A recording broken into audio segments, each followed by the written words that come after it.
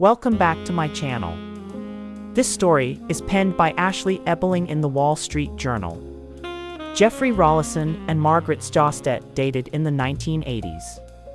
Now, almost 40 years after they broke up, she stands to inherit his $1 million retirement account.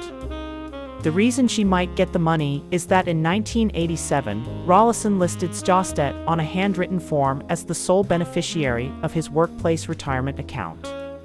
He never changed the beneficiary designation and died in 2015. Standing in her way are Rollason's brothers, who learned about Sjostet's claim to the money weeks after his death on a phone call from their estate lawyer. They don't think he could have intended to leave the money to her. "We were shocked," said his brother Brian, a mechanic.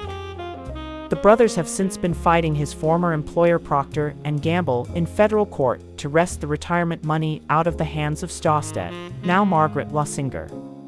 The battle over Rollason's money is a stark reminder that the beneficiary forms on retirement accounts, life insurance policies, and bank accounts matter. In most cases, they trump the will even if they were filled out decades prior. And, as millions of Americans build up sizable workplace retirement assets, disputes over who gets the money are on the rise, lawyers say. The beneficiary forms are often lost, out of date, or incomplete, leading to windfalls for some and disappointment for others. "I'm just going through the motions and trying to do what's right, what my brother would have wanted," Brian said. Under federal law, employers are generally required to pay out these retirement accounts to the last recorded beneficiary, or a surviving spouse if the spouse hasn't filed a waiver. That could be a name on a 3x5 card filled out decades ago, as in Rollason's case. Or it could be a name entered online.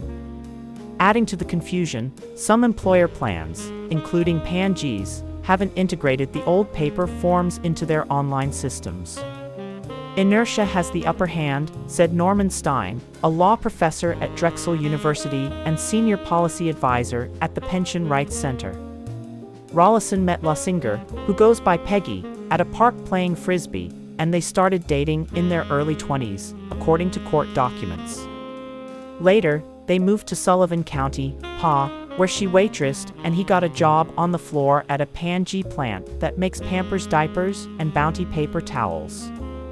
After a year on the job, in 1987, he signed up for the P&G profit-sharing and savings plans and filled out a beneficiary card, listing her as a cohabitor.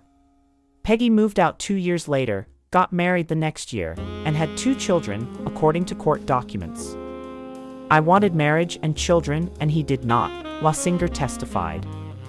Rollason later got together with a new partner, Mary Lou Murray, whom he lived with until they separated in 2014, court documents say. Rollason died at 59, single and childless. He had no will and no guidance on who should get his $66,000 home, collection of used BMWs, or 2 cats. Brian and Richard Rollason, his other surviving brothers, hired a local estate lawyer to help them become co-administrators of the estate. Then they got the phone call about Lossinger. The ex-girlfriend, now 68, stands to inherit the entirety of Rollason's P&G plan accounts.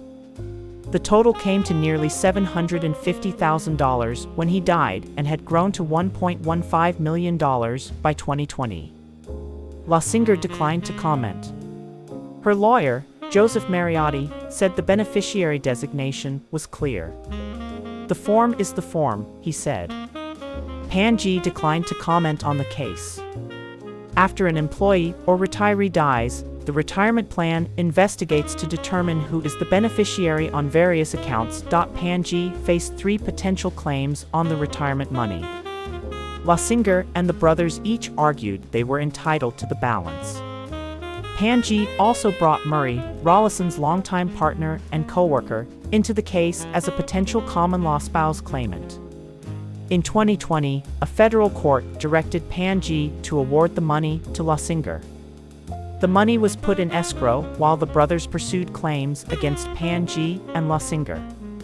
In 2021, the court said Murray wasn't entitled to the money as a spouse.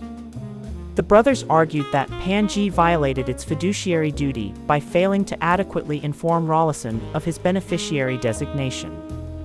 P&G said that it provided warnings when the company changed service providers, and online and on its monthly statements, such as this one, you don't have any beneficiary designations online. Any prior beneficiary designations on file with the plan will be retained by P&G, but are not viewable on this site. The estate argued that this boilerplate was insufficient. Even if Rollason saw the messages, the brothers argued that he would reasonably assume that meant he had none. Default rules would apply, with the money going to his estate. Separately, the brothers argued that it wasn't fair for Lossinger to get the money and that the estate should get an equitable share. The court denied the estate's claims and ruled in favor of P&G and Lossinger in a decision in April. The brothers haven't given up, though it won't be easy to overturn the court's decision. Their lawyer, David Gould, says he has filed a motion for reconsideration with the district court and an appeal with the Third U.S. Circuit Court of Appeals. Employee benefits lawyers say plans could do a better job informing participants about old paper designation forms, but that the responsibility ultimately lies with the account holders. There needs to be better practices to make sure that the information in paper forms is transferred into the electronic data records, said Mark Dubofsky, who represents clients in benefits disputes. Workplace health and welfare plans, where workers name dependents to be on their medical and dental insurance and name beneficiaries for life insurance or accidental death insurance, have annual re-enrollment that forces workers to affirmatively make choices. With retirement plans, there usually isn't such a yearly re-enrollment process and people just forget about it, said Peter Gouliat, an employee benefits lawyer in Philadelphia. Rollason had named his mother and Murray on his workplace life insurance benefits, and then just Murray after his mother died. When Murray moved out, he removed her. With no named beneficiary, the life insurance proceeds went to the estate. His brothers say that is what they think Rollason intended with the retirement money. Brian and Rick sold the BMWs to pay for the funeral.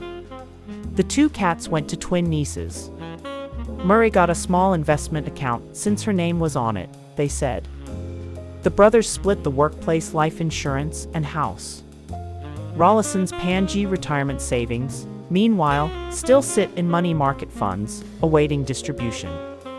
Please share, like, comment, and follow for more content. Please support my channel and send it to Cash App, Dollar Director 327. Thank you for your gift, it is greatly appreciated. Thank you for watching.